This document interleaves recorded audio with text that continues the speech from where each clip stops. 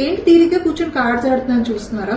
So చూసారా, ఇవన్నీ పట్టుకొని ఫాదర్ నా దగ్గరకు వచ్చారు. మేడం, మా పాప ఈ బలపాలు ఉంటాయి చూడండి, స్లేట్ పెన్సిల్స్, అవి బాగా తినేస్తుంది మేడం, చాలా ఎక్కువ తింటుంది, ఇవన్నీ తన బ్యాగ్ లో నాకు కనిపించాయి మేడం, నేను తను తెలియకుండా తీసుకుని వచ్చేసానని చెప్పేసి ఫాదర్ నా దగ్గరకు వచ్చారు.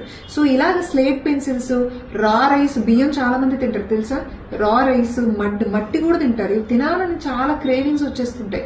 ఈ కండిషన్ PICA అంటే పైకా అని అంటాం అనమాట. అసలు ఈ పైకా ఎందుకని వస్తుంది?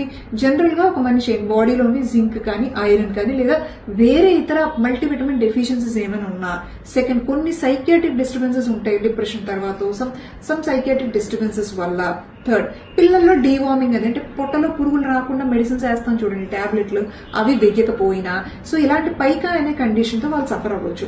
కానీ వెరీ ఇంపార్టెంట్ థింగ్ ఏంటంటే పైకా ఇస్ ట్రీటబుల్, అంటే దాన్ని మనం ట్రీట్ చేసేయచ్చు. సో ఏవైతే ఐరన్ జింక్ డెఫిషియన్సీస్ ఉన్నాయో, ప్రెగ్నెన్సీ లేడీస్ లో కూడా ఇలాగ అవుతుంది, బ్లడ్ తక్కువ ఉన్న వాళ్ళకి, సో వాళ్ళకి ఐరన్ సప్లిమెంట్స్ ఇవ్వడం, మల్టీవిటమిన్స్ ఇవ్వడం. సైకియాట్రిక్ కండిషన్ మాత్రం చాలా జాగ్రత్తగా గుర్తుపెట్టుకోండి. ఎందుకంటే మీకు చిన్న స్టోరీ చెప్తాను. నేను MBBS టైంలో ఉన్నప్పుడు ఒక అమ్మాయి అలాగే పొట్ట ఉబ్బరంగా ఉన్నది అనేసి వస్తే మేము చాలా టెస్టులు చేసాం. పేగుల్లో ఏదో అడ్డంగా ఉంటుంది, ఏంటో అడ్డంగా ఉంటుంది తెలియలేదు. ఓపెన్ చేసాం, అంటే సర్జరీ చేసి ఓపెన్ చేస్తే పేగుల్లో ఇంత జుట్టు ముద్దగట్టేసి ఇంత తన హెయిర్ ఉంది.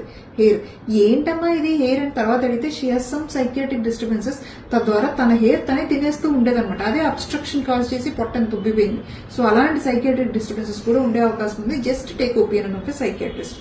థర్డ్, మీ పిల్లలకు ఒకవేళ డీవార్మింగ్ లేదా పొట్టలో పురుగులు కానీ టాబ్లెట్స్ వేయినట్లయితే మీ డాక్టర్ని కన్సల్ట్ చేసి ఆ టాబ్లెట్స్ వేసేసేయండి.